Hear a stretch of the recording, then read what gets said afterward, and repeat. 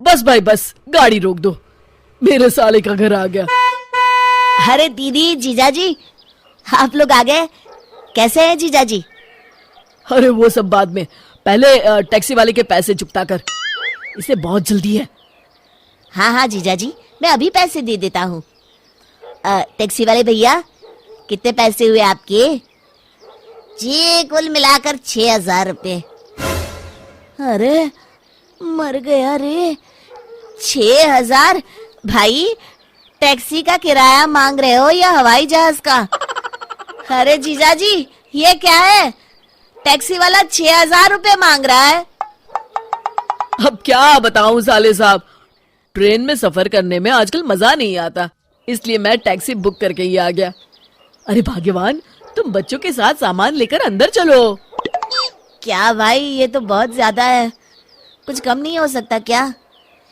ये सब तो आपके जीजाजी को टैक्सी बुक करने से पहले सोचना चाहिए था। एक शहर से दूसरे शहर टैक्सी लेकर जाओगे तो इतने तो पैसे लगेंगे ना। मेरे पास समय नहीं है, जल्दी मेरे पैसे दो। ठीक है देता हूँ। मनोज मजबूर होकर टैक्सी वाले को पैसे दे देता है। फिर शाम को जब सब लोग खाना खा के उठते हैं, जीजाजी, ये आपका कमरा है। ओह, ये कमरा कुछ ठीक नहीं है। वो कमरा किसका है? वो मेरा कमरा है।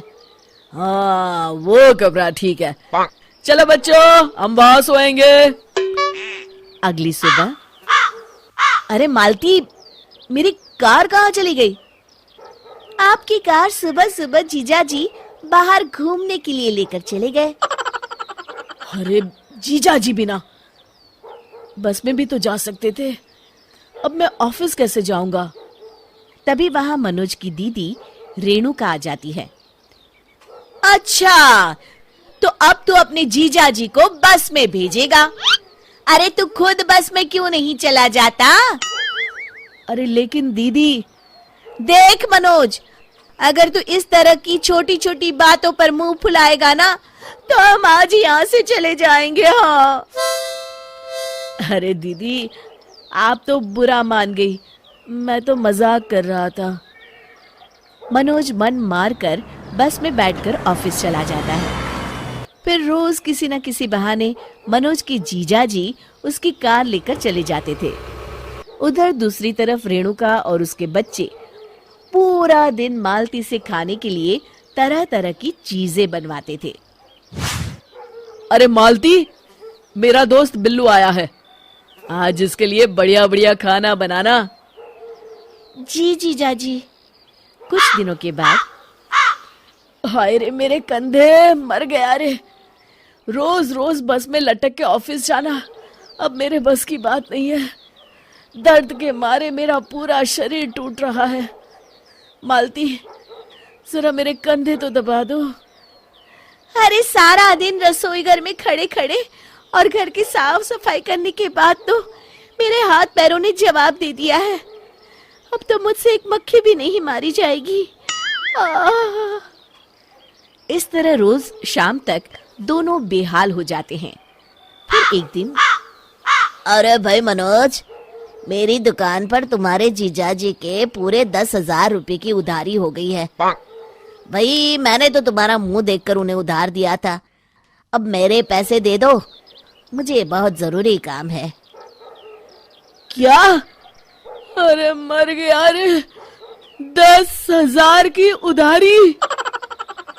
फिर मनोज मन मारकर अपने जीजाजी की उधारी चुकता करता है।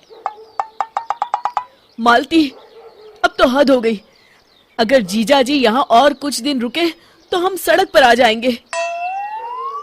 आप सही कहते हैं जी, ये लोग इतनी आसानी से यहाँ से जाने वाले नहीं हैं, हमें दूसरा रास्ता अपनाना पड़ेगा। अगले दिन, अरे जीजाजी, आज आप घर पर ही हैं? ये लीजिए मेरी कार की चाबी, जाइए जाइए बच्चों को लेकर कहीं घूम आइए। अरे आज तो कमाल हो गया, ये खुद कार की चाबी मुझे दे रहा है। गजोधर कार लेकर चला जाता है, लेकिन आधे रास्ते में ही कार बंद पड़ जाती है। अरे ये क्या हो गया इस कार को? ये तो पूरा सुनसान इलाका है, यहाँ तो दूर दूर तक कोई नजर नहीं आ रहा। अरे मर गया, अब क्या करूं? फिर गजोधर किसी तरह घर पहुंचता है। मनोज, ये तुम्हारी कार की चाबी। आज के बाद मैं इसे हाथ नहीं लगाऊंगा। हाँ। अगली सुबह। हाँ भाई मनोज, मालती कहाँ है? अभी तक नाश्ता नहीं लाई। अरे जीजा जी, कल रात मालती गिर गई थी। तब से मालती को कुछ भी दिखाई नहीं दे रहा। मैंने डॉक्टर भी बुलाया है। तभी वहां डॉक्टर साहब आते हैं और मालती की आंखों की जांच करने लगते हैं। हाँ भाई डॉक्टर, क्या बीमारी है, कुछ पता चला? मनोज, ये आदमी कौन है जो इतनी बदतमीजी से बात कर रहा है? डॉक्टर साहब, ये मेरे जीजा जी हैं। ओ जीजा जी, अरे माफ करना, आपका तो बोलना बनता है जी। देखिए, सर पे भारी चोट लगने की वजह से इनकी आंखों की रोशनी पूरी तरह जा चुकी है। अब ये कभी नहीं देख पाएंगी। अच्छा, अब चलता हूं मैं। फिर अगले दिन से घर का सारा काम रेणुका को करना पड़ता है। उधर मनोज की कार खराब होने की वजह से जीजाजी भी कहीं घूमने नहीं जा पाते। दूसरी तरफ मनोज घर की बिजली भी कटवा देता है। क्यों भाई मनोज, हमारे घर की बिजली को क्या हुआ? दूसरों के घरों में तो बत्तियां जल रही हैं। जीजा जी, वो मैंने कई महीनों से बिजली का बिल नहीं भरा है ना। अरे तो जाकर पहले बिजली का बिल भरो। अरे जीजा जी, हजारों रुपए भरने पड़ेंगे। मेरे पास अभी इतने पैसे हैं नहीं।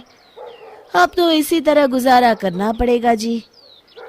इस तरह गजोधर और रेणुका का उस घर में जीना मुश्किल हो जाता है।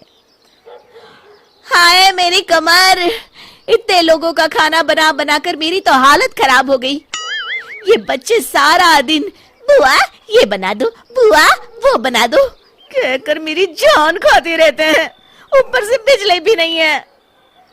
तुम सही कहती हो, सारी रात गर्मी में मच्छर काटते रहते हैं। ऊपर से मनोज की कार भी खराब है। अब यहाँ रहने में कोई मजा नहीं है।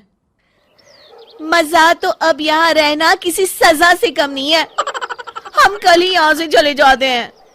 हाँ हाँ, कल ही चलते हैं। अगले दिन मनोज की जीजाजी और दीदी घर छोड़कर चले जाते हैं।